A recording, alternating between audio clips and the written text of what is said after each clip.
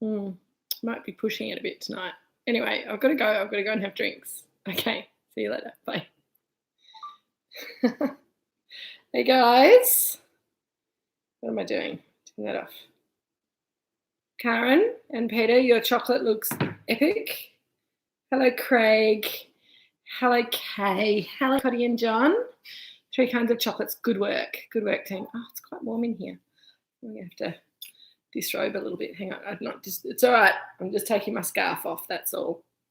It's as far as it goes. How is everyone? It's lovely to see you. I'm a bit disorganised this afternoon. I'm not quite sure why. Rushing around like a lunatic, and then I realised I had to chop my chocolate bits up so that I wasn't going to have a mouthful of chocolate while I was talking to you. So anyway, I'm all ready to go. Hello, Shell. How you going? Andrew. Hello, Emily and Kevin.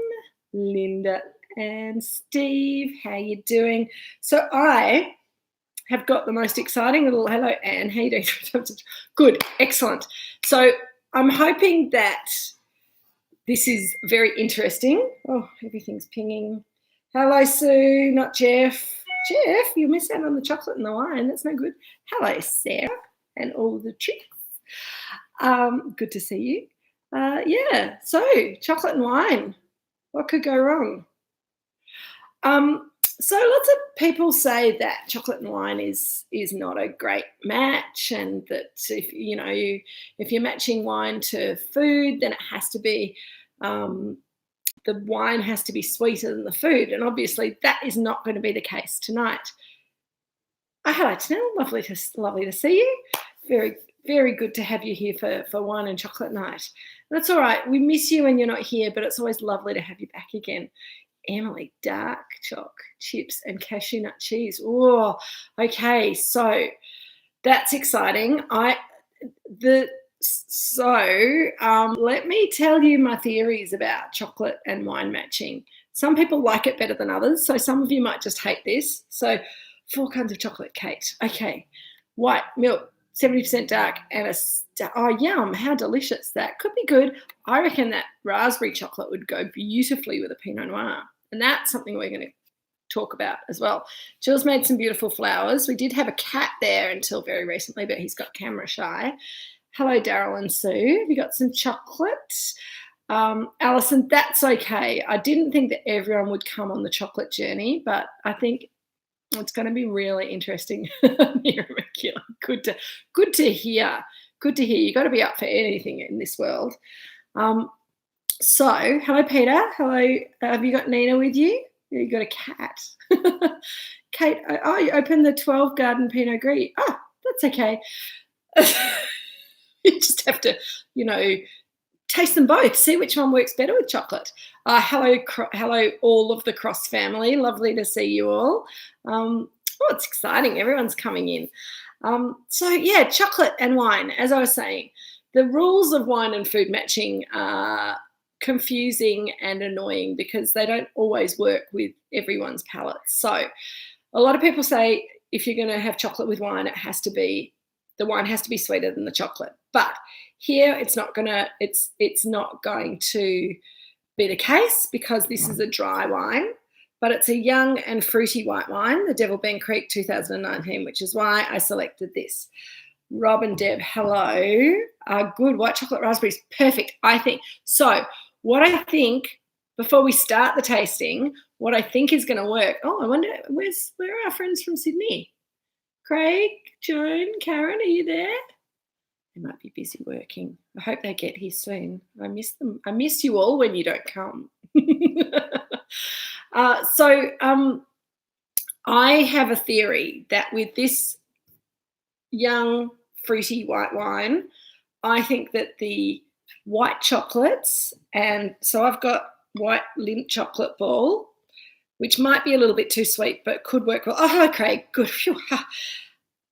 You didn't go the vegan option for Chocolate Thursday. Good work, Shell. I'd like to see a picture of your chocolate layout as well, please. So white chocolate, I think, will go very well with this wine. And the white chocolate raspberries could do very, very well, Rob and Deb, or white chocolate covered freeze-dried strawberries as well. You can get down on the peninsula at the strawberry farm. They're pretty good. I have a little wafer biscuit covered in caramel chocolate, which could work quite well with the Pinot Gris as well. I also have the milk chocolate lint balls. I have the dark chocolate lint balls. Oh, hang on, that's a dark chocolate lint ball. And I have some really wacky, I've been online shopping again. I've been buying chocolate online from little artisanal producers. So the wafer one comes from a company called Coco. I think they're Queensland based. I can't remember where. They might be Byron Bay. Anyway, I think they're Queensland. And they dip everything in chocolate. So these wafers, they dip jelly snakes, they dip red frogs in chocolate. They make their own sort of artisanal Twix bars and cherry ripes and things like that. It's quite expensive, but it's rather fun and rather delicious. So that's that. This one here, I'm going to sneeze. It's spring and this pollen, excuse me, the pollen is getting to me. And Jill's put beautiful pollen-filled flowers behind me. So I'm hoping that's not going to be me all night. So this one here, this little shard of very dark chocolate is a 62% dark chocolate from a Sydney artist called Meltdown Artisan. Again, quite expensive chocolate, but really good. And she does really interesting, often sort of Japanese, Asian-inspired flavours. So this is sake wakame sea salt. And it's quite savoury. So I'm going to be interested to see how that goes with the wine. But anyway, worst comes to worst, we can have a glass of wine and decide that chocolate doesn't go with Pinot Gris. Best, Willy Wonka's Marvelous Creations chocolate, Peter. What? So also this lady, I'm going to do a little ad for her because I think she's gorgeous. She's a one-woman business in Sydney and she's working through lockdown. Have a look at her website. She does little filled koalas filled with salted caramel goo, which is delicious. She calls them crack koalas. And she does the little Japanese waving cat chocolate filled with different flavoured things. And she does a box of different bonbons every month, different themes. So this last one was different honeys from around the world. And Meltdown Artisan does a whole series of vegan chocolates, which I haven't tried yet, but I imagine that they will be very good because everything she does is awesome. So check it out. The wine. Let's get some wine. Samantha, you've got vegan coconut rough. Whew, exciting. So Devil Bean Creek 2019 Pinot Gris. I put it in the fridge an hour ago, but I only just took it out of the fridge. So we should get her to do a duck-themed chocolate, and that is correct. I only just got it out of the fridge, so it's a tiny bit cold, which is okay. I can warm it up because it's quite warm in here. You'll notice I don't have a fire tonight. Dad said, do I want a fire? I said, it's a bit warm and I might have to strip down too much if there's a fire. Thank you, Michael. Hello, how are you? I was just saying, I don't know if I think you may have just joined us. I was just saying to everyone, I'm a bit nervous about tonight with the chocolate and wine theme, but at the very least, we'll have a nice glass of wine and a chat and talk about why matching chocolate to wine is difficult and controversial. Paul's not eating the chocolate. Oh, you're not eating the vegan chocolate, Paul. That's okay. That's all right. Okay, here we go. Let's get some wine in a glass. I'm using a Sangiovese glass again, and I'm not doing very good product placement there, am I? Here we go. It's the little things in life that make me happy at the moment because that's all we got, really, isn't it? The little things. So the Devil Bean Creek Pinot Gris 2019. Hello, Nina. Yeah, the Meltdown koalas are delicious. We had them the other week. Very good. So cheers, everyone. I'm going to have a sip of wine before I go down the chocolate tasting path. I have to be careful what I say because sometimes the wrong words come out. So, first of all, the wine. Cheers, Nina. This wine is the youngest, fruitiest, crunchiest white wine that we make. and I think it's got lovely tangy acidity. It's got beautiful kind of green and yellow pear fruit. It's a lot kind of fruitier and fruit forward. Excellent, Joan. There are quite a few people out there who agree with you that chocolate goes with everything, and I'm always surprised when some people say that their favourite thing is to have a bottle of wine and a bar of chocolate. But I think it's something that's worth exploring, absolutely. And I do like some good chocolate. Craig, it is still really textural for young wine. So the whole point behind the Devil Bean Creek range is our sort of entry-level cafe range. It's a little bit less expensive than the estate wines, and we try to make them a little more fruit forward, a little bit less complex, but we still want them to have that Moorooduc textural quality to them. We still want them to have that Moorooduc slight savouriness to them. I think it's good. And so it's not trying to be really simple. It's just a little bit more simple and fruit forward than any of the other wines that we make. And because it's Pinot Gris, it's all about the fruit. Look at the colour in that wine, actually, before we go. It's got this beautiful golden hue to it. I think it's really beautiful. It smells and tastes of pears for me, nashy pears and green crunchy pears and a little bit of yellow pear as well. So that bodes well for our chocolate, because a really good match in food is poached pear and dark chocolate sauce. So that's one thing. There's also a honey note to it. There's some spicy notes to it. So I think if you're going to try and match a white wine to different types of chocolate, I think Pinot Gris or a fruity Sauvignon Blanc, the two that I would say probably going to work the best. But I think I've already talked to you guys about my disability in being unable to drink Sauvignon Blanc. So therefore, Pinot Gris is the wine of choice. So the difficulty is that it's dry and the chocolate is sweet. So let's start. And also the other things that are difficult is that chocolate has a lot of fat in it. It's sweet. It's got a lot of fat in it, which coats the mouth. So you need a wine that's got a little bit of acid, but you don't want too much acid in the wine, because that's going to really kind of fight with the sweetness of the mouth. So you need a wine that's got a little bit of acid, but you don't want too much acid in the wine, because that's going to really kind of fight with the sweetness of the chocolate. And so this medium acidity, here you go, Richard. Richard's wandering over. Mm-hmm. Curious about wine and chocolate matching as well, or possibly just thirsty. So we've got the sugar and the fat to deal with in the chocolate. We've got the acid and the dryness to deal with in the wine. If the fruit characters can match up, then that would be really good. So we've tasted the wine.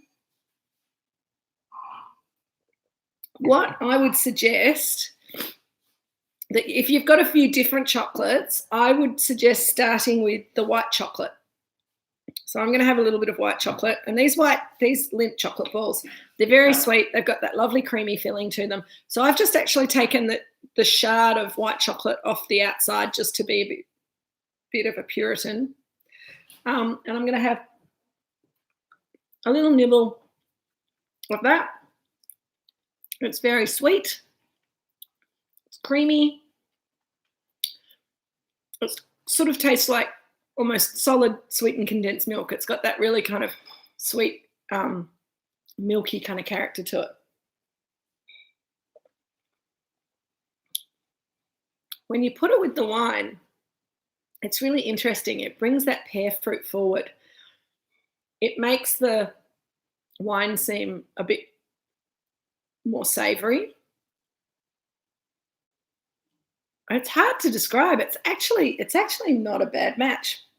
I'm going to try now the quarter of the thing. So this is going to be slightly awkward, because I'm going to have food in my mouth for various instances during tonight's tasting. But please feel free to give me your impressions of how the wine is going. With anyone who's tasting white chocolate with the wine at the moment, feel free to let me know whether you think it works or not. So I'm going to give this a go. Very vanilla with the wines. Yeah, you're right, Anne.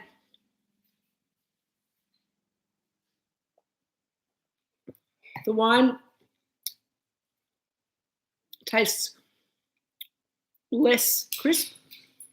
A little bitterness there. Oh, Polly's gone mad. You can't do that, Polly. I'm talking to all my friends. They don't know what's going on. It's surprisingly okay, says Sarah. It does actually work. You have to like you have to like white chocolate. And I don't know how many of you guys will remember a cartoonist called Sandra Boynton, but she was my favourite when I was in high school. And she wrote a cartoon. She wrote a book about chocolate, and she said, calling white chocolate chocolate is like calling water with glucose in it orange juice. So she wasn't a fan, but there is that liquid pear character, marzipan.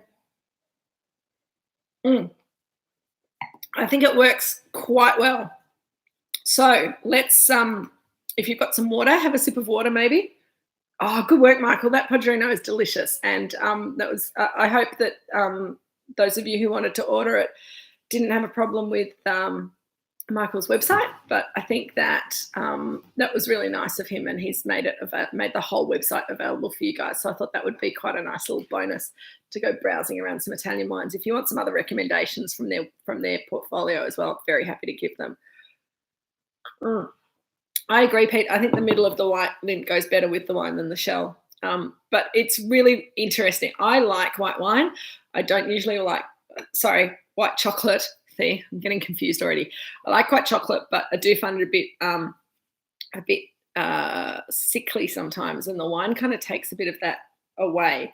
I'm glad you're enjoying that, Rob and Deb. I bet the raspberry actually would look really, really good. Excellent. All right, so I'm going to move on to some milk chocolate next. So milk chocolate, lint, shell, wine, milk chocolate. I will definitely give you some more recommendations for Italian stuff, Craig. And again, this lint milk chocolate is very caramelly and sweet.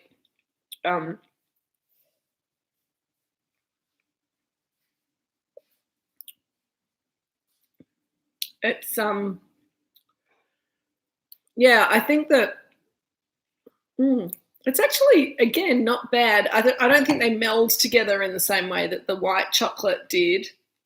I think the milk chocolate kind of tastes like milk chocolate and the wine tastes like wine, and they kind of dull each other's fruit profile. So the caramel of that milk chocolate comes through stronger, and the wine just kind of is a slightly less interesting adjunct to it there.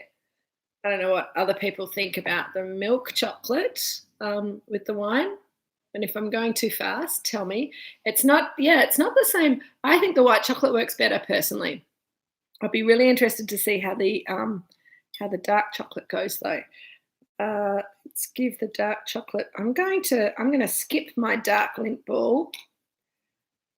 Oh no, I'm not. I'm going to taste my dark lint ball first. I'm going to have some dark lint ball.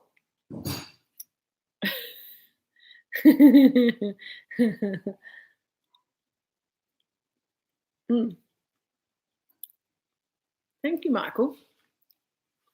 I do think this wine punches above its weight. The Devil Bean Creek range all does, and it mostly sells out. It mostly sells out through restaurants, but because restaurants have been closed so much in the last 18 months, we have a little bit more. We had a little bit more of the wine to sell. So it is available. It's only available to wine club members rather than on the general website because we don't have huge amounts of it, but we do sell it to wine club members at 15% off for a dozen. So it's a really good, it's a really good deal. I like the white much better. Oh, Cotty, milk chocolate orange. I think that would not work for lots of reasons, but would be really interesting to taste together. Milky Bar white chocolate. Okay, Craig, that's interesting that didn't really work. I nearly got some Milky Bar, but I ran out of time today. But you are the Milky Bar kid. Yeah, no, I think that the chocolate has to be a little bit fruitier. And I've just eaten some dark chocolate and have got carried away talking rather than tasting it with the wine.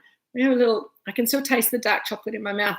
Again, very sweet lint. The lint dark chocolate is also very sweet. I think that's the thing about lint chocolate. It's very melty. It's very creamy. It's very sweet and caramelly in its expression. So it might be more of a struggle to match it to dry wine, but let's give this a go.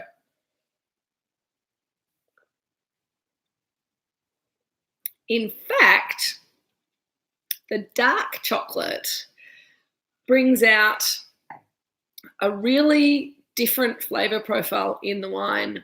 It brings out a raspberry note to the wine, which is really weird. And, you know, I keep talking about how Pinot Gris and Pinot Noir are closely related.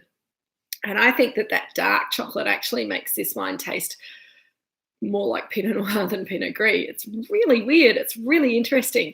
So if you haven't had dark chocolate, go in with some dark chocolate, give that a go, see what you think. I'm going to go in with I'm getting excited now. So this is the sort of thing that probably would be very noisy and excitable if we were all in the same room together. So please continue to taste and give me your feedback. And if we were all tasting the same chocolate, which is why I suggested the lint balls, but I think if we were all tasting exactly the same chocolate in the same room, it would be it's always a very, very interesting. 70% dark lint doesn't work, Craig. Okay, that's good to know. I'm going to try my weirdo sake wakame sea salt chocolate. And if you've got, I haven't managed to get them myself, but I know I put a little note on late this afternoon, so probably all of you looked at it and went, well, that's not very helpful, Kate. But if you've got some plain salted potato chips, or did you get that, Nina? Isn't that weird? The dark lint ball with the filling is really, really good with this wine, which is really interesting. I'm going to taste my 60. So this is only 62% dark chocolate. And it's because it's got the sake and the seaweed and the sea salt in it. It's got really earthy, very different flavours.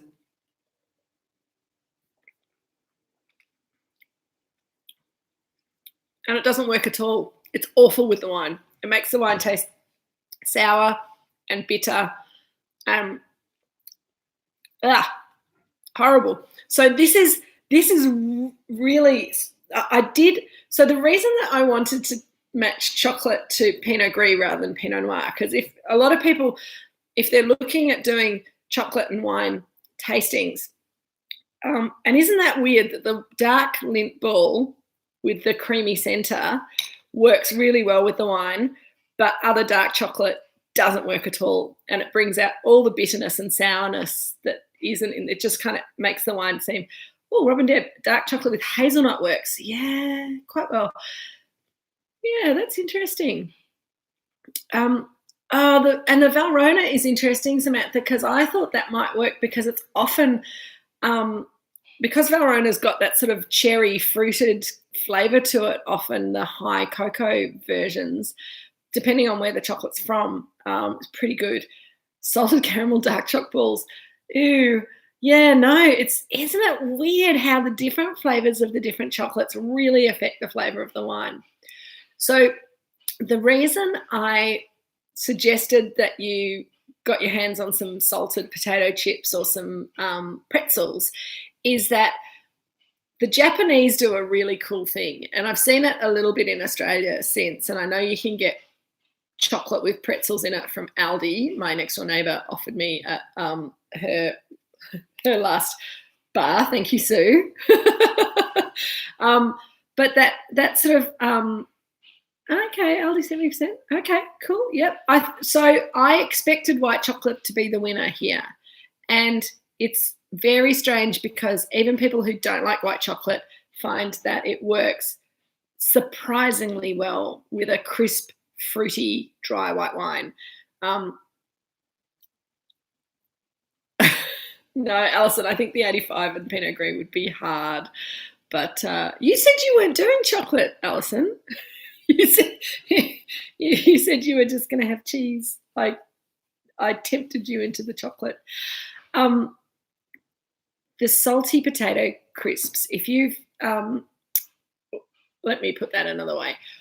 I was amazed when I went skiing in Japan for the first time that up in Hokkaido, which is right up in the island up in the north, very close to the Siberian Sea, so very cold, lots of snow comes through. Good on you, Alison.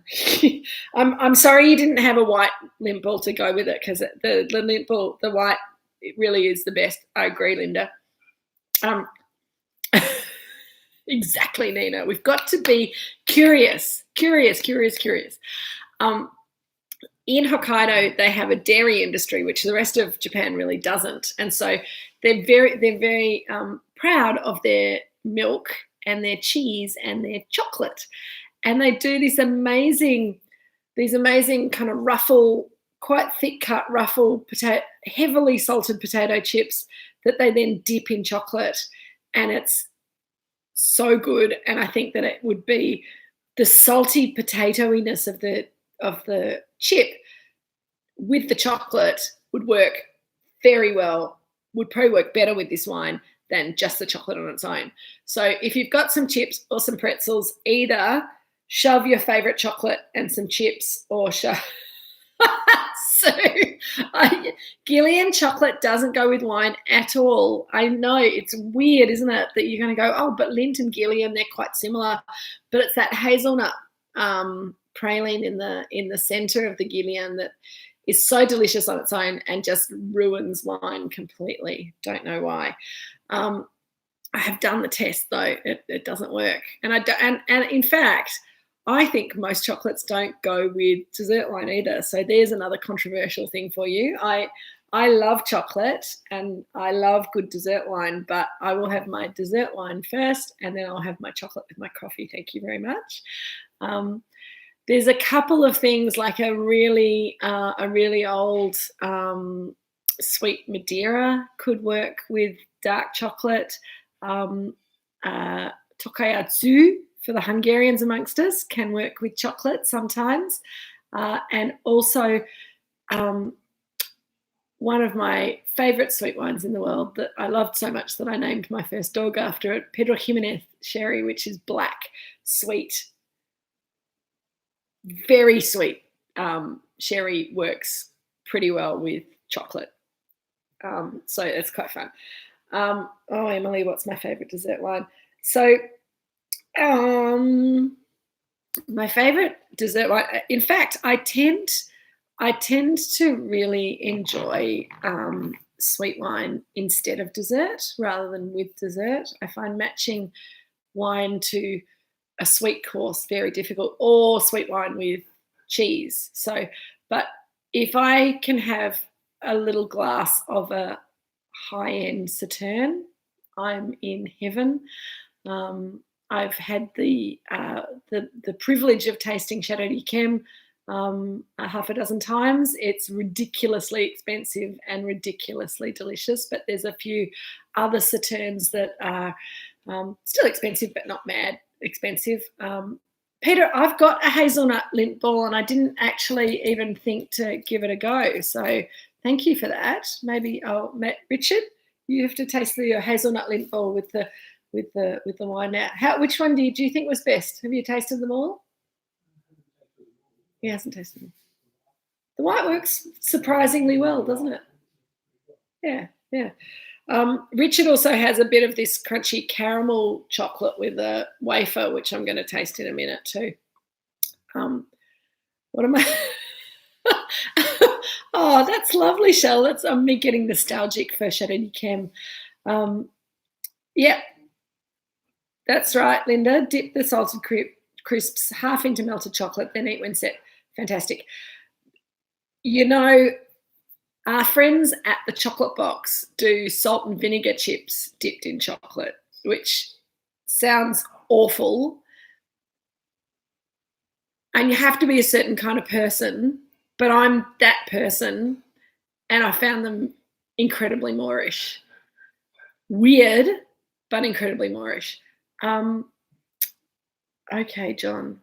John and Cotty, you're asking serious wine questions at this point in time. So the unsettled juice, the reason that we talk about unsettled juice is that there's two reasons.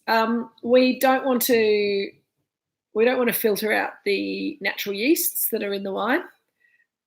We don't want to settle them out either.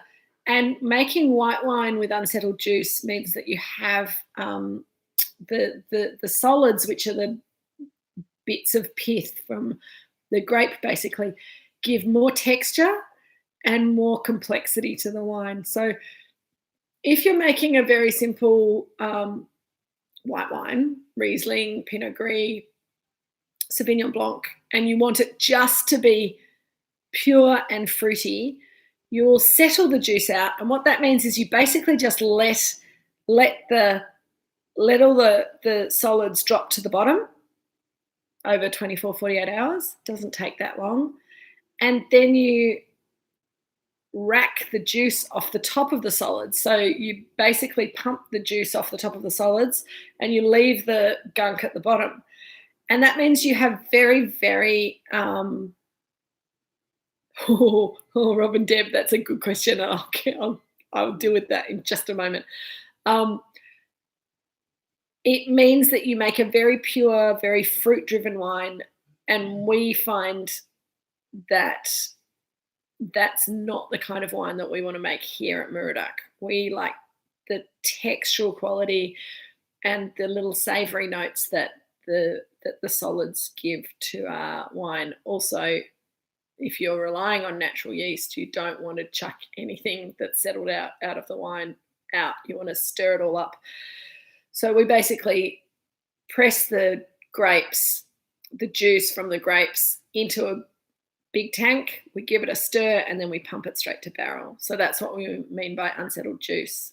It means that there's bits in it. In the same way that when you make orange juice, homemade home squeezed orange juice, and you squeeze the orange juice and you put it in the glass, it's all kind of amalgamated first of all, and if you let it sit, then all the solids, the chunky bits, fall to the bottom, and you end up with just a sort of a pale orange serum on top, and all the flavour and texture in the bottom. Grape juice is very similar. I was going to say exactly the same. It's not exactly the same, but it's very similar. That if you can take that out, and that gives you more purity but less complexity. We like the complexity. Emily, I think those ice wines, if you love Canadian ice wines like Inniskillen, you should try also some German ice wines and Austrian ice wines, because they're also very, very good and very, very pure and focused. Rob, I'm guessing this is a Rob question rather than Deb question about the they are unruly. That's correct. They're very unsettled. They like to party hard, our grapes.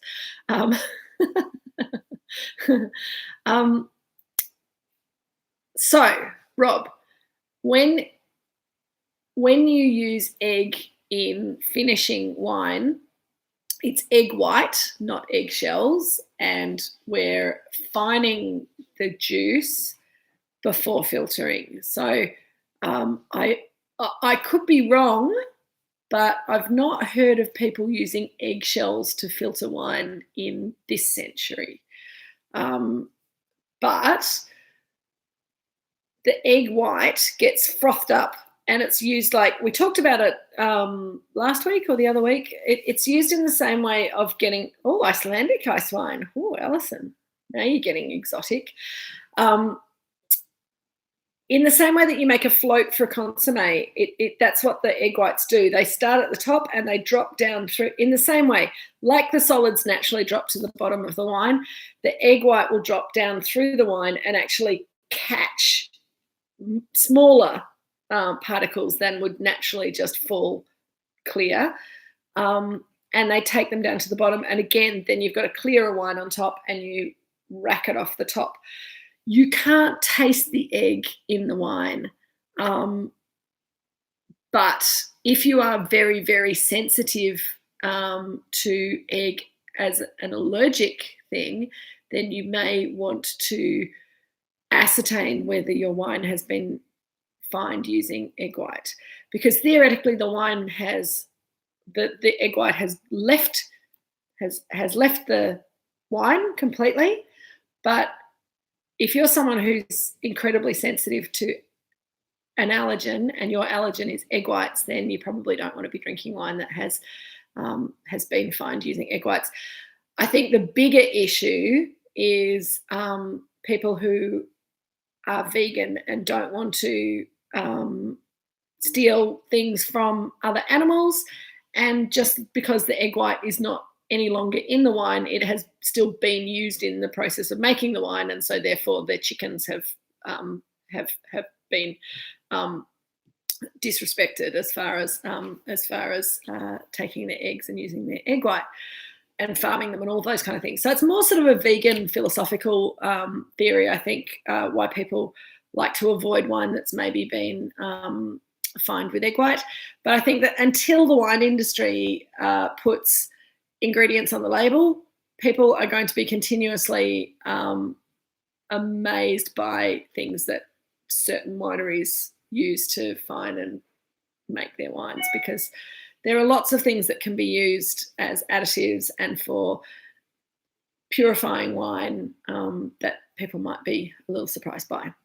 Egg's the one that people know about because it gets put on labels most often, because some people have anaphylaxis reactions to eggs.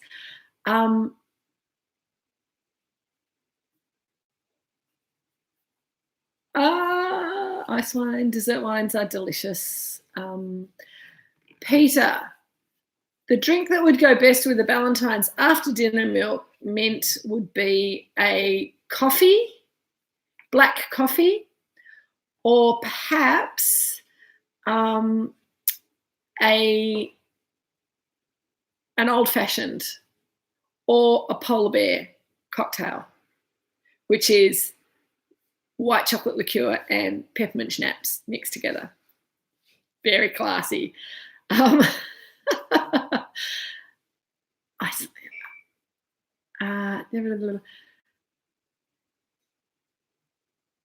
Yes, yeah. So sorry, Robin Deb, I just finally got to your point. Yes, so vegans should avoid wine that has been fined with egg white, and we do not. Richard's creeping over to steal the wine, or maybe the chocolates from me, so I'm going to get a little bit more wine in my glass before I hand it over. There you go. A grasshopper could work as well, Peter. Or maybe just lie in bed and watch soaps in the middle of the day and eat mint chocolate. That could work too.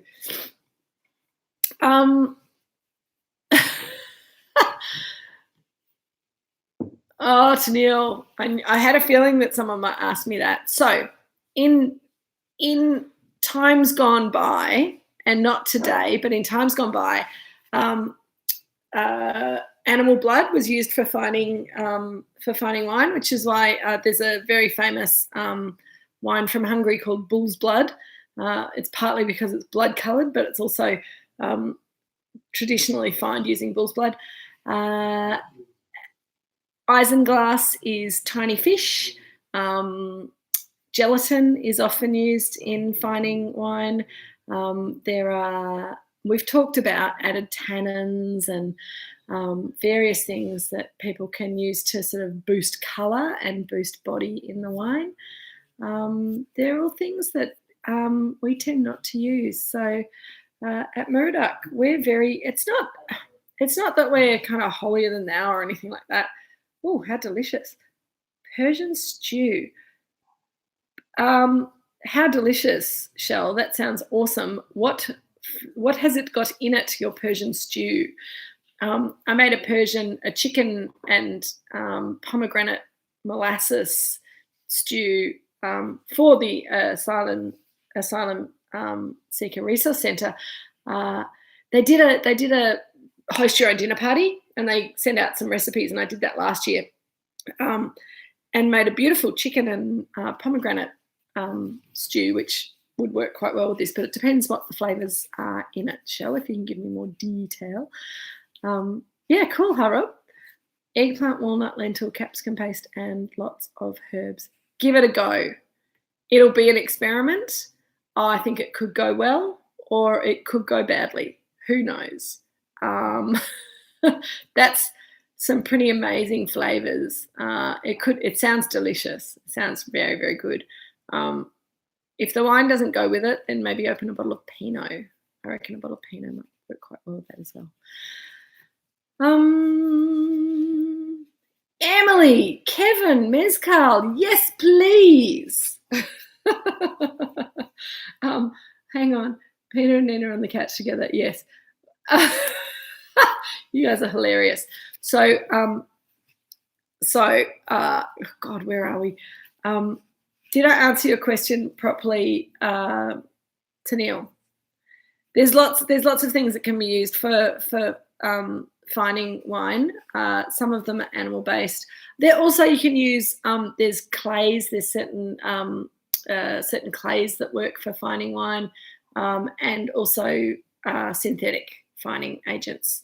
So yeah, all sorts of things that people might be surprised. So someone asked about fish scales, and I don't think it's fish scales so much. I think that was Cotty.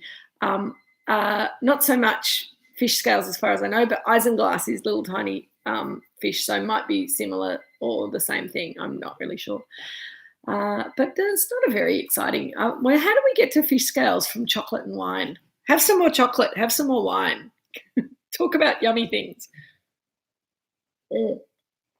Salmon with ginger and soy would be fabulous with this wine. Also, lemon chicken salad sounds amazing, Alison. That sounds really, really good. I'm going to taste my wafer with caramel chocolate on it with this wine as well, because I haven't yet, and I'm curious.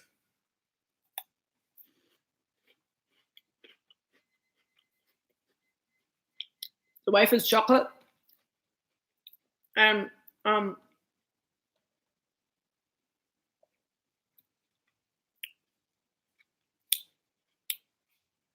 it goes okay with the wine, but it doesn't really. It like the milk chocolate, it doesn't really play very well together. They're both yummy, but on their own. Craig, sorry, you did ask that before.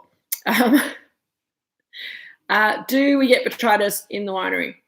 Botrytis in the vineyard has been known to happen sometimes, but we try to avoid it. Botrytis in Pinot Gris is not essentially a problem, but for the style of Pinot Gris we like to make, we tend not to be looking for botrytis. We're also not trying to make sweet wine, so okay. Look, the white chocolate has a place in everyone's heart eventually. So yeah, Craig, we don't tend to we try to avoid botrytis in our vineyards, and I don't see it in this wine. Sorry, just eating chocolate. I've run out of things to say. I think John's made Jerusalem artichoke tart. Oh, yum, how delicious. So Tennille and Craig, yes, botrytis is noble rot. And botrytis is the thing that, so it's really weird because it's a mold and it's very closely related to grey rot, which is a very bad mold. But noble rot, in the right circumstances and with the right grape varieties, botrytis or noble rot can do really good things. So we know the De Bordeaux Noble 1 wine is very heavily botrytized, and the also Sauterne that I mentioned before, and also the wine from Hungary, the Tokajatsu, also has a lot of botrytis infection in the grapes, and it looks disgusting. It makes the grapes look really fuzzy, and it makes them shrivel up because the spore of the mold puts a little hole in the skin and sucks out the moisture and injects a little flavour profile and concentrates the sugar. So you get a wine that is very sugar concentrated, that also has a sort of marmalade-y character to it. So you tend to have it tends to be, so botrytis in high levels is a character that you're looking for to make sweet dessert wine styles because it concentrates the sugar a lot. In some cold, wet, difficult seasons in cool climates, and we sometimes have them down here on the peninsula, there is the potential for botrytis to develop in bunches of grapes. It's certainly not something we want to see in red grapes. We don't really want to see it in Chardonnay either. Pinot Gris, if you get it, you can enjoy the character that it brings. You can make a sweeter style with it, but it's not something that we're chasing. Thank you, Cotty. That's my little WSET students. Peter, yes, spaghetti carbonara were delicious with this wine.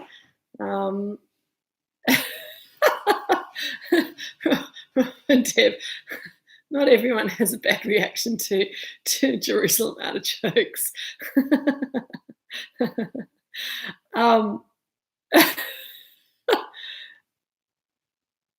Yes.